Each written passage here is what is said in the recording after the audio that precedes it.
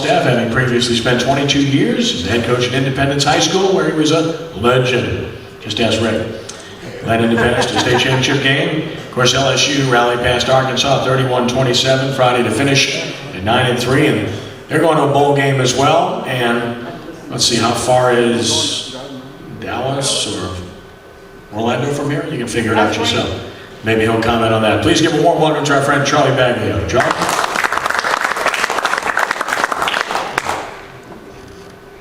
Coach Jones, I just want you to know that it took me 3 tries to get a 45-inch quarterback. I had all 3 of them together when I was playing. So that's how good that is. As my boss would say after that game, wow. That's what he always said, with those kind of games. Arkansas came to play, and you know, what they do is try to run it down your throat, and they did a good job of keeping the ball away from us for an awful long time during that game. I will say this, it was probably less than 1% of LSU fans that probably thought we had a chance when the ball was on the half-yard line with 3 minutes left or 2.5 minutes left, and that freshman had to come into the game. And what a wonderful job. Just the kid has really got an awful lot of grit. I'm talking about Anthony Jennings. He made some really good plays. The throw to Dylan Gordon from John Curtis was one of them. A scramble he made was another one. And then the throw to Jarvis Landry. Jarvis Landry gets an awful lot of publicity, but probably doesn't get enough. He's probably one of our best football players.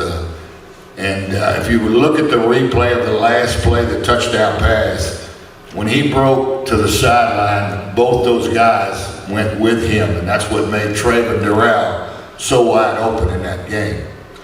But it was a great win to come back from that. It would have been an awfully bad time to be up here if we'd have lost the game, to be honest with you. But a couple of things I want to mention something about our offense. First in the nation in third down efficiency. That's an awful lot. That's something to be said to Cam Cameron coming in his first year, you know. And to show you, you know, John Shavers will be the first one to tell you that this defense did not nearly play up to what he thought they were capable of. And yet, we're third in the SEC in team defense. There's an awful lot of not much defense being played is what it amounts to. The offenses have really gone ahead of the defenses, and it's an amazing stat to me because everybody talks how bad we look on defense, and yet we're third out of 14 teams in the league. So some people are not playing very good. Bowl situation. I just heard Kenny talk about it. I just talked to Michael Bonnet, and there's two choices. The third, I'd hate to think about, but the 2 choices is the Cotton Bowl, which is probably the higher percentage, unless something strange happens this weekend. And the second choice would be the Outback Bowl, but it looks like Wisconsin may get the bid to go to the Outback Bowl, which would probably get us out of that game because we open with Wisconsin next year. So, you know, that would probably not be a good matchup for the Outback people or for us because we got to come back and play. Recruiting is a big thing right now. That's what all our coaches are on the road trying to recruit. And I'm sure Coach Jones will see them. The other thing that we got to really worry about is kids wanting to leave early. So you got to kind of recruit the ones you think that shouldn't go out. Every university in the country has to fight that at this time. We're no different. Last year was a devastating loss for our defense where 7 or 8 of those guys decided to go pro.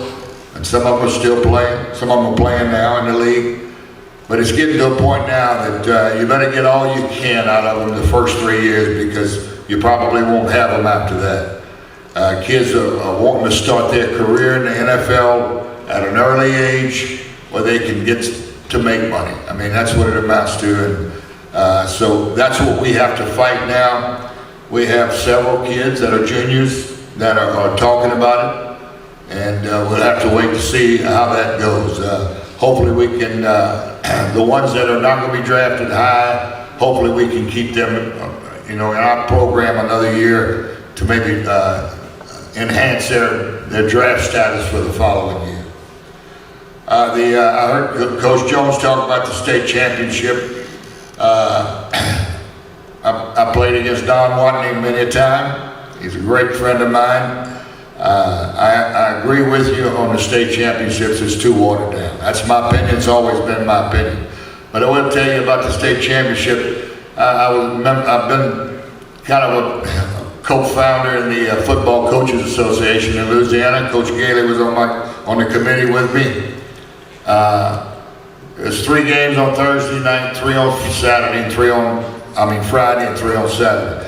The football coaches do have a clinic that that following the Thursday night games. The clinic will start on Friday morning at 8:30.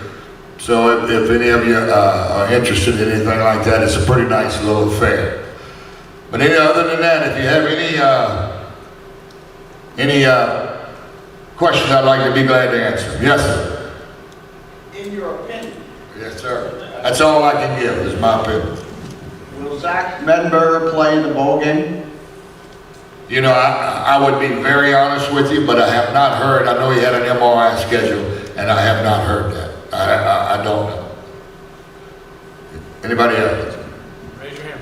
Yes, sir. With the state championship games, like you said, is watered down. Does it make it recruiting a little bit more difficult to find the real premium players? I mean, No, I don't think so. I mean, it is what it is. You still got the same amount of high schools in the state, and you try to hit every one of them you can, and the players are still here. It's just, I just think it makes the championships watered down. As far as the recruits, it does.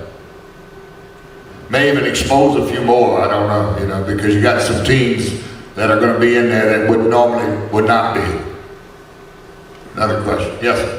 How many extra practices does a team get if they go to a bowl? We usually try to get 14 days of practice between bowls. I mean, between the finish of the season and to start bowl week. So it's between 13 and 14 extra practices that we get, which is almost, it is just like another spring training, because you get 15 in the spring and you get 13 or 14 for bowl practice. So it is a big benefit in that respect. Enjoyed it, man. Thank you a lot. Appreciate it.